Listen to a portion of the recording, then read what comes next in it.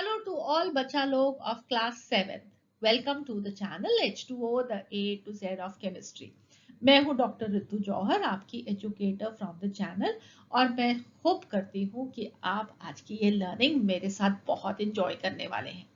तो fibre to fabric वो chapter है जो कि आपने क्लास 6th में भी पढ़ा था। आपने पढ़ा था कि फाइबर क्या होता है, फैब्रिक क्या होता है। आपने वहां पे प्लांट फाइबर्स के बारे में पढ़ा, कॉटन फाइबर्स के बारे में पढ़ा, जूट फाइबर्स के बारे में पढ़ा। आप लोगों को याद है क्या? नहीं याद? कोई बात नहीं। हम आज उन सब कंसेप्ट्स को दोबारा से रिवाइज करेंगे और फिर अपनी क्लास 7 की लर्निंग को आगे बढ़ाएंगे, बिकॉज हमारे कंसेप्ट्स को बहुत क्लियर होने की जरूरत है। हम ऐसा नहीं कर सकते कि पुरानी पढ़ाई को भूल जाए और नई पढ़ाई को शुरू करें। तो जल्दी से आज एक ब्रीफ इंट्रोडक्शन, हम कंसेप्ट्स को दोबारा से रिवाइज करेंगे और फिर अपने नए कंसेप्ट्स को सीखना शुरू करेंगे। तो चलिए शुरू करते हैं आज की पढ़ाई। सो आई होप आप सब लोगों को ये मालूम है कि कपड़े हमारे लिए बहुत जरूरी हैं। Clothing is one of our basic necessities. क्यों जरूरी है कपड़े हमारे लिए? वेल, कपड़े हमारे को प्रोटेक्ट करते हैं।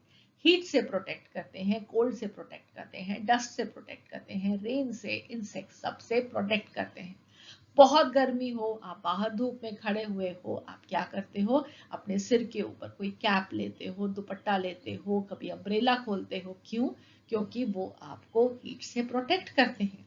तो कैप, दुपट्टा, या हम कहें अम्ब्रेला, तो अम्ब्रेला के ऊपर भी क्या होता है? एक क्लॉथ होता है, ठीक है। तो कपड़े हमें हीट से प्रोटेक्ट करते हैं। सिमिलरली जब बहुत ज्यादा ठंड हो जाती है तो हम स्वेटर पहनते हैं, जैकेट्स पहनते हैं, कैप्स पहनते हैं, मोटी मोटी सॉक्स पहनते हैं। तो वो सब हमें क्या करते हैं? कोल्ड से प्रोटेक्ट करते हैं। बाहर बहुत ही आंधी आ रही है, तूफान आ रहा है, बाप रे, खड़ा नहीं जा रहा, क्या करोगे? सब कुछ को ढक लोगे अपना, कि आपके मुंह के ऊपर, सिर के ऊपर वो डस्ट ना पड़े। तो क्या हमें क्लोथ्स डस्ट से प्रोटेक्ट करते हैं? हाँ, बिल्कुल। फिर उसके बाद आती है बारिश। बारिश आ गई तो क्या करेंगे? रेन कोट पहनेंगे, अगेन अम्ब्रेला लेंगे, गम बूट्स पहनेंगे। तो ये सब चीजें हमें बारिश से प्रोटेक्ट करती हैं। सिमिलरली बारिशों में और क्या आता है? बहुत सारे मच्छर भी आते हैं, और मच्छरों से हमें क्या क्या बीमारियां हो सकती हैं? मलेरिया हो सकता है, डेंगू हो सकता है, और बहुत सारे इंसेक्ट से हमें डिफरेंट तरह की प्रॉब्लम्स आ सकते हैं। तो हमें क्या सजेस्ट किया जाता है? हमें ये बताया जाता है कि जब बारिशों का मौसम हो, मच्छर बहुत ज्यादा हो, तो अपने बॉडी को कवर्ड रखो, अपने हाथों को, पैरों को कवर्ड रखो, अपनी टांगों पे, बाजुओं पे फुल स्लीव्स कपड़े पहनो, सो दैट कि वो आपको इन मच्छरों से प्रोटेक्ट करके रख सके। तो क्लोथ्स हमें प्रोटेक्ट करते हैं from heat, cold, dust, rain, insects etcetera. ठीक है। तो हमारे पास बहुत ही तरह की वैरायटी होती है कपड़ों की। कभी सर्दियों के कपड़े, गर्मियों के कपड़े, बारिशों में पहनने वाले कपड़े, पार्टी पे जाने वाले कपड़े, घर पे पहनने वाले कपड़े, रात को सोने वाले कपड़े। तो बहुत तरह के क्लोथ्स को हम पहनते हैं। मगर क्लोथिंग के अलावा फैब्रिक जो होता है वो और भी बहुत काम में आता है। फॉर एग्जाम्पल, बेड शीट्स बनाने के काम आता है, बैग्स बनाने के, door mats, mats and a lot many more items. तो यहाँ पे आप बैग्स की पिक्चर देख सकते हो, यहाँ पे टॉवल्स की पिक्चर देख सकते हो, डोर मैट्स की पिक्चर देख सकते हो। तो ये सब किससे बनते हैं? ये सब बनते हैं फैब्रिक से। So clothes we wear, they are made up of fabrics, and the fabrics, they are made up of fibers. So let us learn more about them. तो हमें पढ़ना तो है फाइबर टू फैब्रिक, मगर हम इस पढ़ाई को आज उल्टा शुरू करेंगे। पहले देखेंगे फैब्रिक और फिर देखेंगे कि कैसे वो फाइबर से बनता है। तो हम आज की पढ़ाई कहाँ से शुरू करने वाले हैं? हम शुरू करने वाले हैं फैब्रिक से। और फैब्रिक हम कहाँ पे देखते हैं? हम शॉप्स में देखते हैं। तो इस तरीके से आपको ढेर सारे कपड़े शॉप में दिखाई देते हैं, और हम इन कपड़ों को क्या बोलते हैं? Clothing material. इनमें से हम एक कपड़े को बाहर निकाल लेते हैं, तो ये हमारे पास क्या आ गया? ये हमारे पास आ गया फैब्रिक। और फैब्रिक को हम क्लॉथ भी बोलते हैं, हम इसको टेक्सटाइल भी बोलते हैं। तीनों हम फ्रिक्वेंटली एक दूसरे की जगह पे यूज करते हैं, मगर उनके बीच में थोड़ा थोड़ा डिफरेंस होता है। क्या डिफरेंस होता है आज मैं आपको ये भी बताऊंगी, डू नॉट वरी। बट पहले कुछ और इंपॉर्टेंट चीजें देख लें सो दैट कि आप इस अंडरस्टैंडिंग को अच्छे से समझ सकें। ऑलराइट, तो हमारे पास है एक फैब्रिक, क्लॉथ या टेक्सटाइल, कोई एक कपड़ा। अगर हम इस कपड़े को ऐसे ही दूर से देखेंगे तो हमें ये क्या दिखेगा, एक स्मूथ सा कपड़ा दिखाई देगा। मगर अगर आप इसको ध्यान से देखो तो आपको रियलाइजेशन होगी कि इसके ऊपर बहुत ही डिफरेंट डिफरेंट तरह के पैटर्न होते हैं। हर एक कपड़े पे अलग तरह के पैटर्न आपको दिखाई दे सकते हैं, सिमिलर पैटर्न भी दिखाई दे सकते हैं, जैसे कि फॉर एग्जाम्पल एक पैटर्न ये है या एक पैटर्न ये है। ठीक है, यहाँ पे आप देख सकते हो कि कोई क्रॉस क्रॉस क्रॉस क्रॉस के पैटर्न बना हुआ है कपड़े का, और ये वाले पैटर्न को तो आप जरूर पहचानते होंगे। यस, मम्मी जो आपके लिए स्वेटर बनाती हैं वो यही स्वेटर ऐसा ही पैटर्न का होता है। ठीक है, अब इन दोनों में फर्क क्या है, let me show you that. So ये जो पहले वाला है इसे हम बोलते हैं वीव फैब्रिक, और दूसरे वाला डिजाइन जो आपने देखा उसे हम बोलते हैं निटेड फैब्रिक। तो निटेड फैब्रिक का बहुत अच्छे से अंडरस्टैंड कर सकते हो क्योंकि आपने अपने मम्मा को ये स्वेटर बनाते हुए जरूर देखा होगा। ठीक है, मम्मा को नहीं तो नाना को, दादी को, किसी को तो जरूर देखा होगा जब वो स्वेटर बुनते हैं। ठीक है, तो ये होता है निटेड फैब्रिक, और ये वाला, ये जो क्रिस क्रॉस वाला है, इसे हम बोलते हैं वीव फैब्रिक। दोनों में क्या फर्क है, इनकी डेफिनेशन भी आज मैं आपको बताऊंगी, बट अगेन थोड़ी देर में। सबसे पहले हम अब ये अंडरस्टैंड करते हैं कि हम किस कपड़े को फैब्रिक बोलते हैं, किसको क्लॉथ बोलते हैं, किसको टेक्सटाइल बोलते हैं। अभी मैंने आपको पहले ये बताया कि हम किसी भी कपड़े को तीनों में से कोई भी वर्ड यूज कर लेते हैं, मगर इनमें थोड़ा सा डिफरेंस होता है। और आप बच्चे अपनी लर्निंग फेज में हो, मैं चाहती हूँ कि आपके कंसेप्ट्स बिल्कुल क्लियर हो, आपको मालूम हो एक्चुअली में इनके बीच में क्या डिफरेंस होता है। तो चलिए सबसे पहले अंडरस्टैंड करते हैं what do we mean by textile. So any material made up of interlacing fibres. तो जहां पे भी आपके पास कोई ऐसे फाइबर्स हो जो कि एक नेटवर्क फॉर्म कर रहे हो, जैसे कि यहाँ पे ये वाला एक जाल सा बना हुआ है फाइबर्स का, उसे हम बोलते हैं टेक्सटाइल। ठीक है, और हम सिर्फ एक यही वाला पैटर्न नहीं, बहुत तरह के पैटर्न हो सकते हैं जो कि आप इस पिक्चर पे देख रहे हो। तो कोई भी एक पैटर्न जहां पे नेटवर्क हो धागों का, उसे हम क्या बोल सकते हैं, उससे बने हुए मटेरियल को हम क्या बोल सकते हैं, टेक्सटाइल। नेक्स्ट हम चलते हैं फैब्रिक क्या होता है। So any material made through weaving, knitting, crocheting etcetera that is used in the production of further goods like garments is called as a fabric. ठीक है, तो फैब्रिक हम उस कपड़े को बोलेंगे जिसे चाहे हम वीव करें, चाहे हम निट करें, या उस पे क्रॉशेटिंग हुई हो, किसी भी तरह का कपड़ा, मगर उस कपड़े को जब हमने यूज कर लिया कुछ और मटेरियल बनाने के लिए, जैसे कि मम्मी मम्मा ने बाजार से एक कपड़ा खरीदा और उससे अपना सूट बनवा लिया, तो वो जो कपड़ा है वो सूट का, बने हुए सूट का, उसे हम फैब्रिक बोलेंगे। आपने बाजार से एक कपड़ा खरीदा, आपने उसके कर्टन्स बना लिए, राइट, तो वो कपड़ा को हम क्या बोलेंगे, कर्टन फैब्रिक। समझ में आया आपको। तो जो भी कपड़ा आपने कुछ लिया और उसका कुछ बना दिया, तो फिर हम वो बनी हुई चीज के कपड़े को क्या बोल सकते हैं, फैब्रिक। सो नेक्स्ट अब हम अंडरस्टैंड करते हैं कि क्लॉथ क्या होता है। So finished product of fabric used for a specific purpose is called as a table cloth. Okay, so for example आपके घर में कुछ मेहमान आते हैं, मेहमान आते ही आपके मम्मा आपको क्या कहेंगे कि जल्दी से डाइनिंग टेबल पे टेबल क्लॉथ बिछा दो। तो आपको टेबल फैब्रिक नहीं बोलते हैं, टेबल टेक्सटाइल नहीं बोलते हैं, वो बोलते हैं टेबल क्लॉथ बिछा दो, क्योंकि ये वो फिनिश्ड प्रोडक्ट ऑफ फैब्रिक है जिसे हमने एक स्पेसिफिक काम असाइन कर दिया टेबल के ऊपर बिछाने का। So this is going to be a table cloth. ठीक है, नेक्स्ट अब हम अंडरस्टैंड करते हैं कि हमारे पास एक क्लोथिंग मटेरियल था, क्लोथिंग मटेरियल में से हमने एक मटेरियल को निकाल के देखा, हमने इसे टेक्सटाइल भी बोल सकते हैं, हम इसे क्लॉथ भी बोल सकते हैं, हम इसे फैब्रिक भी बोल सकते हैं, और हमने इसका आगे क्या देखा, पैटर्न देखा कि क्या बना हुआ था। वो पैटर्न एक निटेड पैटर्न भी हो सकता है, वो वीव्ड पैटर्न भी हो सकता है, मगर ये बना किससे है? वेल, ये बना है यान से। अब यान क्या होता है? यान वो थ्रेड है जो कि हम यूज करते हैं इस निटेड पैटर्न को बनाने के लिए या वीव्ड पैटर्न को बनाने के लिए। तो यहाँ पे आप ये देख सकते हो ऊन का गोला। तो ये जो धागा इसमें से निकल रहा है, दैट इज कॉल्ड एज यान। सिमिलरली आपके मम्मा जब आपकी कुछ भी आपके लिए सिलाई करती हैं तो ऐसी रील्स को यूज करते हैं, थ्रेड रील्स को, राइट। तो इसका ये जो धागा है उसे हम क्या बोलते हैं? उसे हम बोलते हैं यान। ओके। अब ये जो यान है, अगर आप इसे बहुत ही ज्यादा ध्यान से देखो तो आप देखोगे कि ये एक धागे का नहीं बना हुआ, इसके अंदर और बहुत सारे धागे हैं जिन्हें की ट्विस्ट करके एक धागा बनाया हुआ है। ठीक है। तो अगर आप एक ऊन का गोला या ये एक रील ऑफ थ्रेड को लोगे, आप इसका धागा खोल के ध्यान से ऑब्जर्व करना, इसको अनट्विस्ट करने की कोशिश करना, आपको बहुत सारे धागे दिखाई देंगे, राइट। तो यान किससे बना हुआ है? बहुत सारे ट्विस्टेड थ्रेड्स से। ओके। सो ये ट्विस्ट होने के बाद बहुत सारे धागे हमारे पास आता है यान। मगर अब हम वापस चल रहे हैं, उल्टा चल रहे हैं, तो यान में से हमने ट्विस्टिंग को खोल के देखा, हमें ये बहुत सारे धागे दिखाई दिए। अब इन धागों को क्या बोलेंगे हम?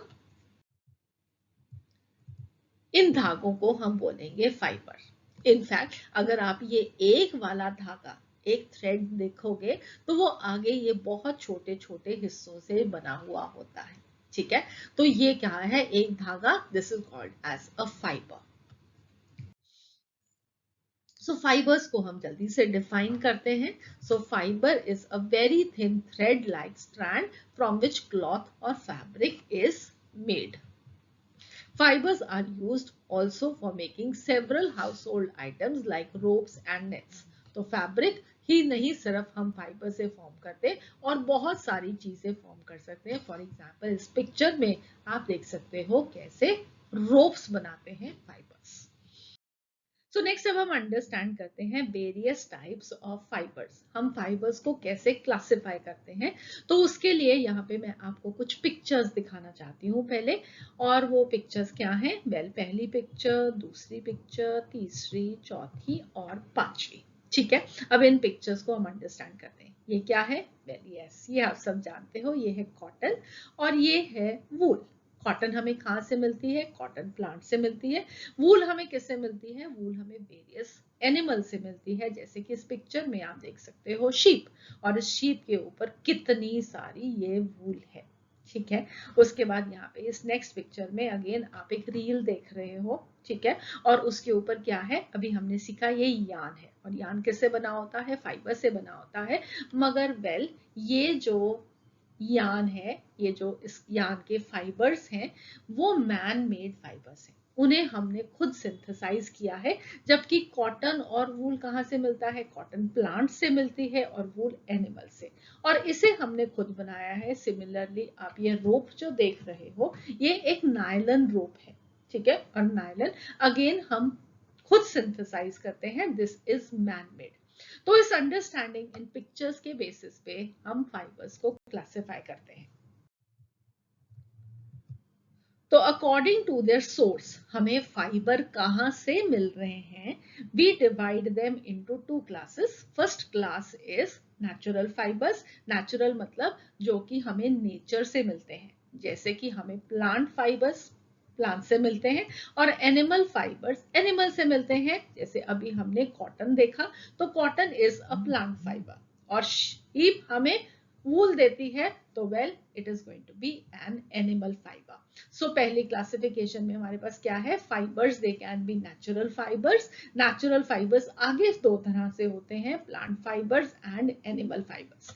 दूसरे फाइबर्स हैं मैन मेड फाइबर्स। तो मैन मेड फाइबर्स कौन से फाइबर्स होते हैं? जिन्हें हम लेबोरेटरी में सिंथेसाइज करते हैं। वो हमें नेचर से नहीं मिलते, हम उन्हें खुद से बना रहे हैं लेबोरेटरीज में, और एक बारी हम लेबोरेटरीज में बना के टेस्ट कर देते हैं कि हाँ हम इस तरीके का फाइबर बना सकते हैं, फिर हम उसकी ज्यादा सारी प्रोडक्शन इंडस्ट्रीज में करते हैं। ठीक है, तो हमारे पास दूसरी तरह के फाइबर्स क्या है, मैन मेड फाइबर्स, जिन्हें हम आर्टिफिशियल फाइबर्स भी कहते हैं क्योंकि वो नेचुरल नहीं होते, और या हम उन्हें सिंथेटिक फाइबर्स भी कह सकते हैं। राइट, तो दो तरह के फाइबर्स, एक नेचुरल फाइबर्स और एक मैन मेड फाइबर्स। तो चलिए अब हम वापस चलते हैं अपनी कहानी of the chapter that is fibre to fabric. ठीक है, तो सबसे पहले हमारे पास होता है फाइबर, जो जहाँ हमें नेचुरल सोर्सेज से मिल सकता है या हमें आर्टिफिशियल सोर्सेज से मिल सकता है। फिर हम जो फाइबर्स होते हैं उनको ट्विस्ट करते हैं, ट्विस्ट करके हम यार्न फॉर्म करते हैं। यार्न के जो थ्रेड होते हैं उन्हें हम या तो वीव कर सकते हैं या हम उन्हें निट कर सकते हैं, और उससे हमें मिलता है क्लोथिंग मटेरियल। पिक्चर्स में एक बार फिर से देखें, सबसे पहले हमारे पास है फाइबर, राइट, तो एक फाइबर, दो फाइबर, तीन फाइबर, चार फाइबर हम इकट्ठे लेते हैं और हम उनको ट्विस्ट करते हैं। ट्विस्ट करने से हमारे पास बनता है यार्न, और यार्न से हम क्या बनाते हैं, various types of patterns, right, और वो पैटर्न क्या हो सकता है, वीविंग पैटर्न भी हो सकता है, निटेड पैटर्न भी हो सकता है, और उससे हमारे पास आता है the fabric, the cloth, the textile, the clothing material.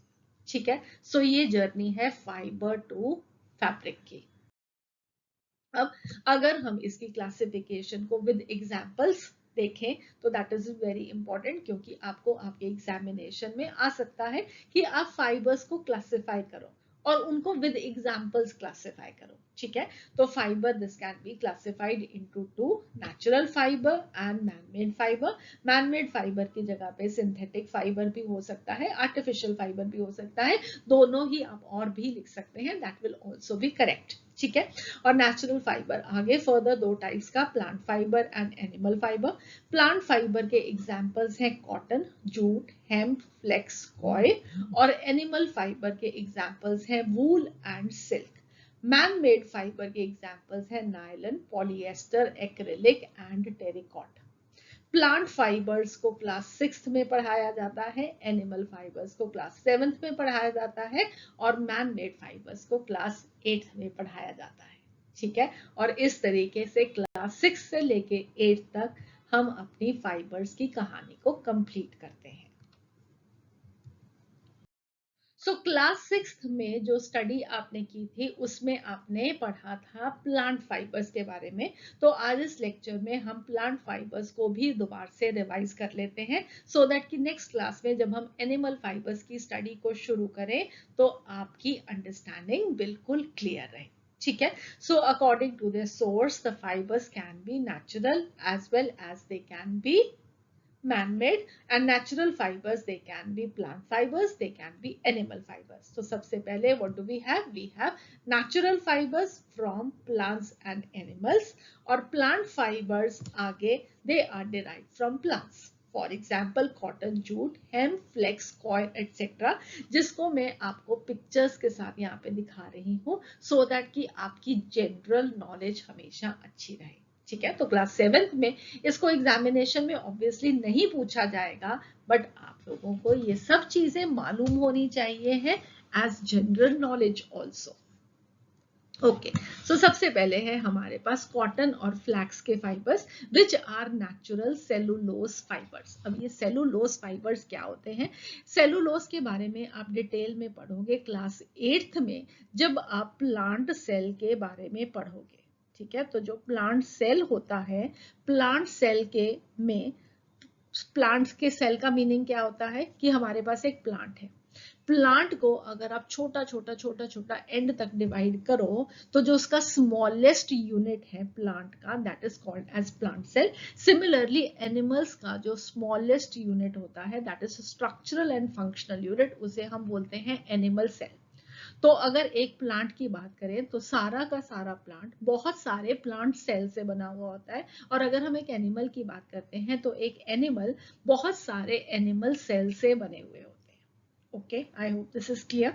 तो हमारे पास क्या है, एक प्लांट सेल, प्लांट सेल के अंदर क्या है जो अब आप डिटेल में तो उसको 8th में पढ़ोगे, मगर उसमें दो तरह की कवरिंग्स होती हैं। एक को हम बोलते हैं सेल मेम्ब्रेन जो अंदर तरफ होती है, और उसके बाहर होती है एक सेल वॉल। ये बिल्कुल वैसे ही होती है जैसे हमारे घर की बाउंड्री वॉल होती है ना। तो हम अपना सारा घर बनाते हैं, रूम्स बनाते हैं, किचन बनाते हैं, ड्राइंग रूम बनाते हैं, बाहर गार्डन होता है, और उसके बाहर हमारे घर की एक बाउंड्री वॉल।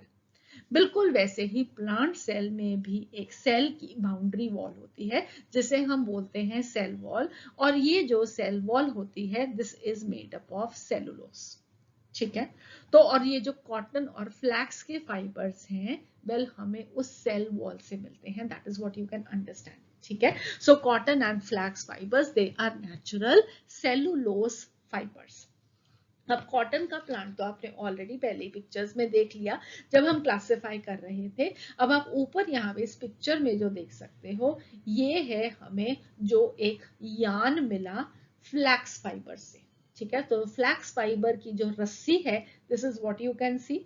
ये फ्लैक्स फाइबर का जो फाइनल पार्ट है जिससे हम इसको सिंथेसाइज करते हैं।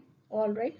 ये उससे पहले ये आप उसकी स्टेम देख सकते हो, और ये उससे भी पहले वेल ये फ्लावरिंग स्टेज में है फ्लैक्स प्लांट। तो फ्लैक्स का प्लांट उससे जब स्टेम पक जाती है तो उस टाइम पे ये पिक्चर है, और फाइनली ये आप यहाँ पे देख सकते हो फ्लैक्स का प्लांट, और जिससे हमें मिले हैं फ्लैक्स के फाइबर्स। ठीक है। ऑलराइट। जो कॉटन और फ्लैक्स के जो फाइबर्स होते हैं, इनकी जो कल्टीवेशन होती है, that is done in the states of Maharashtra, Gujarat, Punjab, Haryana, Rajasthan, Tamil Nadu and Madhya Pradesh. So flax fibre को हम कहां से ऑब्टेन करते हैं? We obtain it from the stem of the flax plant. अब उसके बाद नेक्स्ट एग्जाम्पल क्या है हमारे पास है जूट प्लांट का। तो जूट प्लांट की भी अगेन आप यहाँ पे इस साइड पे पिक्चर्स देख सकते हो। ये जूट का एक फैब्रिक बना हुआ है। ठीक है। और इस फैब्रिक का आप छोटे इसको बारीक में मैग्नीफाइड जो देख सकते हो, ये उसका वीव्ड पैटर्न है, बहुत छोटा है, but I hope you can understand कि इसके अंदर भी आप एक नेटवर्क सा देख सकते हो, एक मेश वर्क देख सकते हो। ठीक है। तो ये क्या है? जूट का फैब्रिक। ये जूट का फैब्रिक कहाँ से आया? ये इसके फाइबर से आया। ये आप उसको पिक्चर में यहाँ पे देख सकते हो कि ये कैसे लंबे लंबे फाइबर्स हैं, और हम इसे जूट प्लांट से ऑब्टेन करते हैं। सो जूट प्लांट कहाँ पे कल्टीवेट होता है? ये इंडियन सब कॉन्टिनेंट और अफ्रीकन कंट्रीज में कल्टीवेट होता है, और इंडिया में ये वेस्ट बंगाल साइड पे बहुत ज्यादा इसकी कल्टीवेशन होती है। Okay. Jute fiber is also obtained from the stem of the jute plant. So cotton, flax or jute fibers, they all are obtained from the stem of the plants. Jute fiber is cultivated during the rainy season. Next we have is coir. अब coir की यहाँ पे picture नहीं है, मगर coir आप सब लोगों ने देखा हुआ है। मालूम है कहाँ पे? यस, आप यहाँ पे देख भी सकते हो। It is obtain from coconut.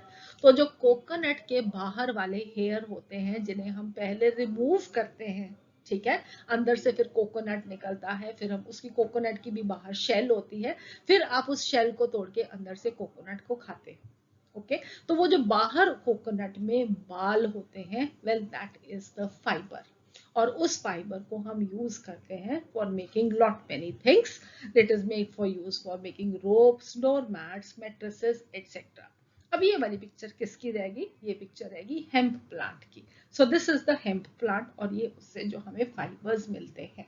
Okay. So I hope now all these pictures make you clear कि हमारे पास कौन कौन से प्लांट्स हैं जिनके हम फाइबर्स को यूज करते हैं। कॉटन है, हेम्प है, कॉयर है, जूट है और फ्लैक्स है। ठीक है। तो ये एग्जाम्पल्स आई होप अब आपको प्लांट फाइबर्स के याद रहेंगे।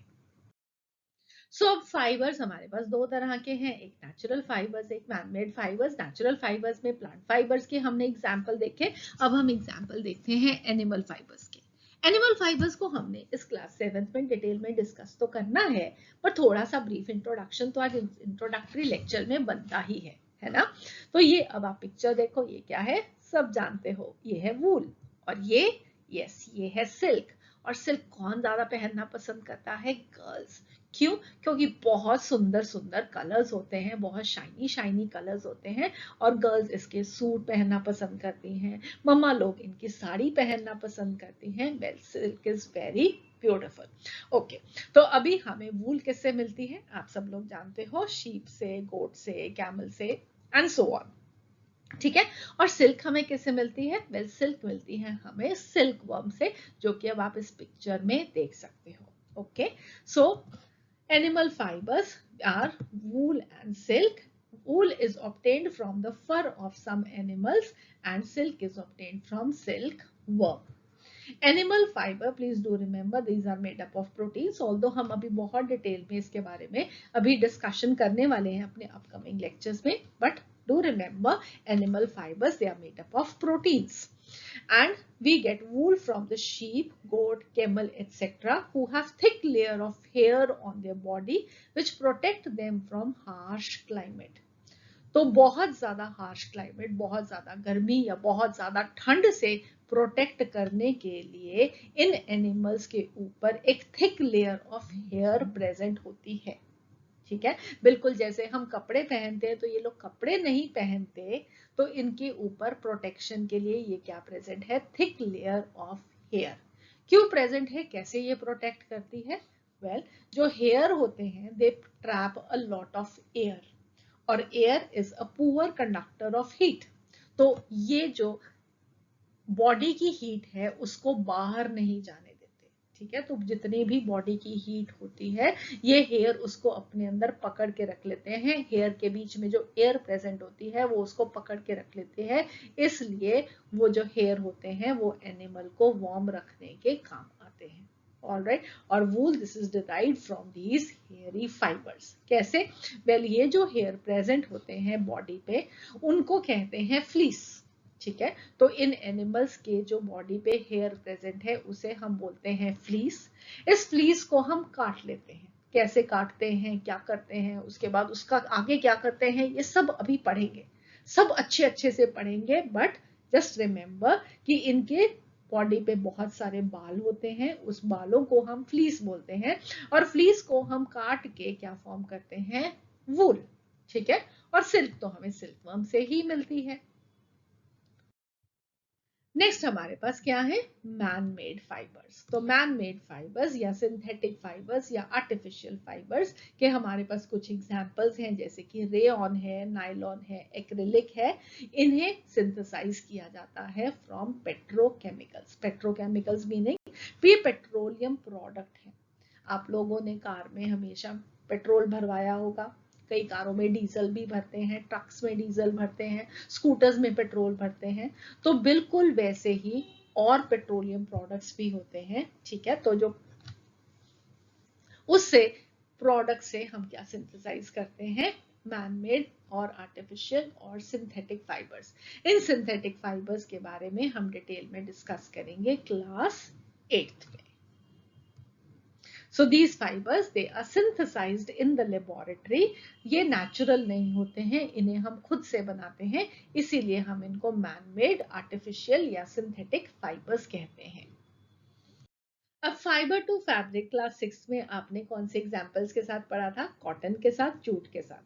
पूरा तो नहीं, बट हम थोड़ा सा कॉटन वाले पार्ट को रिवाइज करते हैं, सो दैट कि हमारे जो आज हमने कंसेप्ट सीखे, जो नई नई टर्म्स हमने सीखी, उन सब को हम यूज करते हुए फाइबर से एक फैब्रिक आज बना ही डालें। राइट, तो हमारे पास सबसे पहले एक कॉटन का प्लांट होता है। कॉटन के प्लांट पे उगते हैं कॉटन। तो कॉटन को जब काटते हैं तो उसकी सीड्स के साथ ही उसकी कटिंग हो जाती है। ठीक है, उसे हम बोलते हैं कॉटन बोल्स। इन कॉटन बोल्स में से जब हम सीड को सेपरेट करते हैं उस प्रोसेस को बोलते हैं गिनिंग। ठीक है, गिनिंग के बाद हमें अकेली सिर्फ ये कॉटन मिल जाती है, तो हमारे पास क्या आ जाता है? Cotton fibre. आप यहाँ पे देख सकते हो ये कॉटन विद द सीड है और इसको यहाँ पे उससे सेपरेट करके अगेन अलग से कॉटन निकाल लेते हैं। तो कॉटन बोल्स की गिनिंग की, सीड से उसको अलग किया, फाइबर बनाया।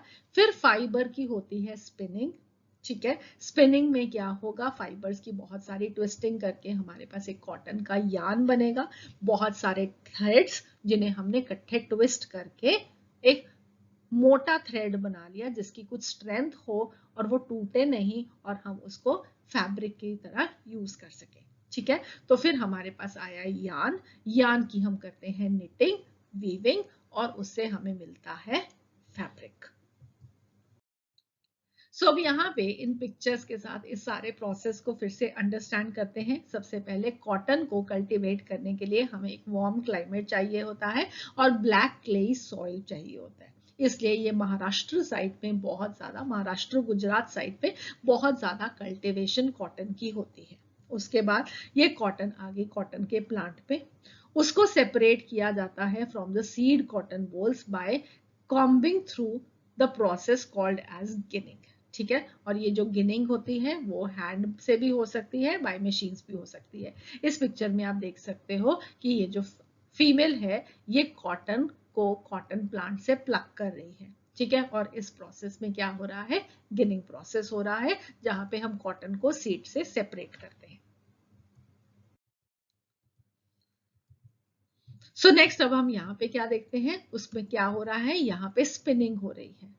कॉटन जब हमें मिल जाता है आफ्टर गिनिंग, उसके बाद उस कॉटन के फाइबर्स से हम स्पिनिंग करते हैं और स्पिनिंग से हमें एक धागा मिल जाता है और उस धागे को बहुत सारे धागों को हम ट्विस्ट करके फॉर्म करते हैं यार्न। तो यहाँ पे आप स्पिनिंग प्रोसेस देख रहे हो, ये क्या है, ये है खादी।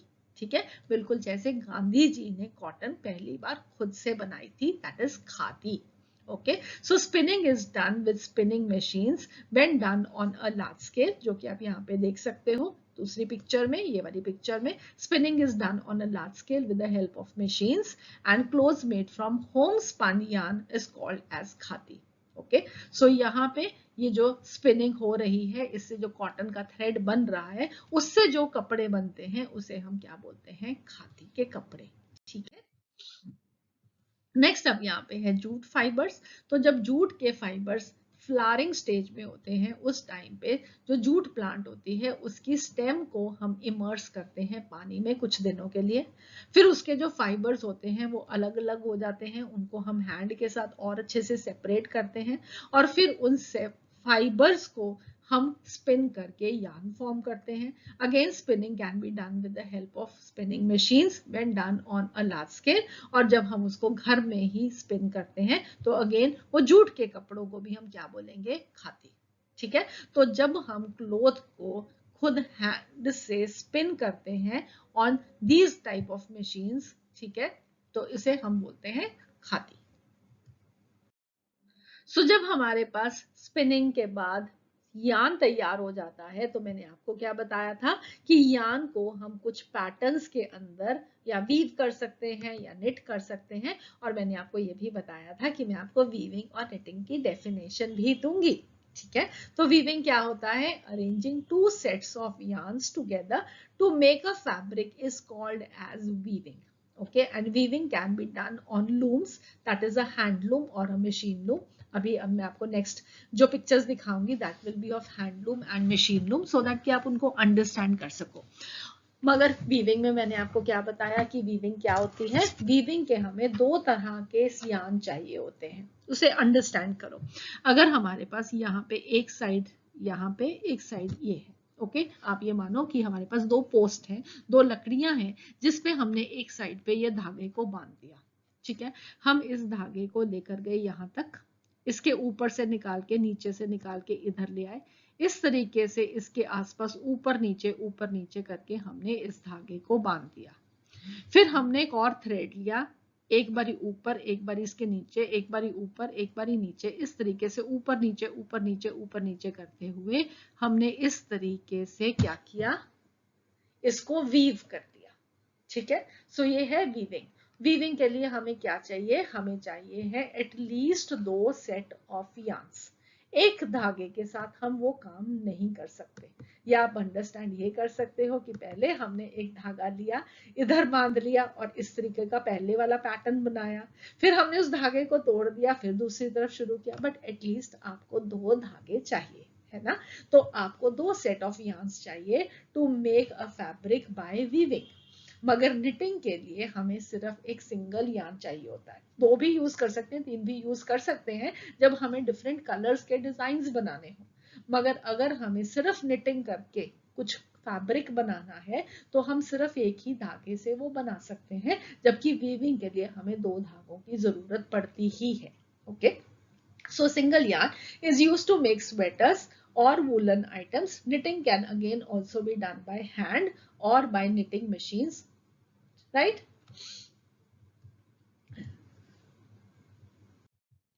So अब आप यहाँ पे देख सकते हो, this is a handloom. अब इस हैंडलूम पे क्या करते हैं, हैंड के साथ वीविंग की जाती है, जबकि ये है एक मशीन लूम जिसपे जो वीविंग होती है वो किसके साथ होगी, मशीन के साथ ऑब्वियसली। तो मशीन वाली जो वीविंग होगी वो जल्दी हो जाती है, और जो हैंड मेड होती है उसमें टाइम ज्यादा कंज्यूम होता है, बहुत ज्यादा प्रोडक्शन आप नहीं कर सकते, मगर यहाँ पे आप प्रोडक्शन ज्यादा अच्छे से फास्ट कर सकते हैं। तो आज हमने कॉटन के एग्जाम्पल के साथ अंडरस्टैंड किया कि कैसे हम फाइबर से फैब्रिक फॉर्म कर सकते हैं। पहले कॉटन का प्लांट, वहां से आए कॉटन बोल्स में की गिनिंग, जिससे हमने उसको सीड से सेपरेट किया, फिर उसके बाद हमारे को मिला कॉटन का फाइबर, उसको स्पिन करके हमने फॉर्म किया यार्न को हमने 2 तरह के पैटर्न्स यूज कर सकते हैं, चाहे हम उसका निटिंग पैटर्न यूज करें चाहे वीविंग पैटर्न यूज करें, दोनों से हमें मिल सकता है हमारा फैब्रिक। तो नेक्स्ट लेक्चर में हम क्या पढ़ने वाले हैं, हम पढ़ने वाले हैं एनिमल फाइबर्स, ठीक है। तो इसके साथ हमारा ये आज का लेक्चर फिनिश होता है। हम लोगों ने ब्रीफली अंडरस्टैंड किया कि फाइबर क्या होता है, फैब्रिक क्या होता है, और कॉटन के एग्जाम्पल से हमने ये भी अंडरस्टैंड किया फिर से कि कैसे हम फाइबर से फैब्रिक को फॉर्म कर सकते हैं। तो अगले लेक्चर में हम फिर मिलेंगे, हम एनिमल फाइबर्स के बारे में डिस्कशन शुरू करेंगे। अगर आपको अभी कोई डाउट हो तो आप हमें कमेंट सेक्शन में डाल के पोस्ट कर सकते हैं, हम आपको जरूर वापस आंसर करेंगे, या आप हमें ईमेल भी कर सकते हैं। हमारी ईमेल आईडी इज h2okchemistry@gmail.com। और अगर आपको ये लेक्चर अच्छा लगा तो please do like, subscribe and share. Thank you, have a nice day children, bye bye.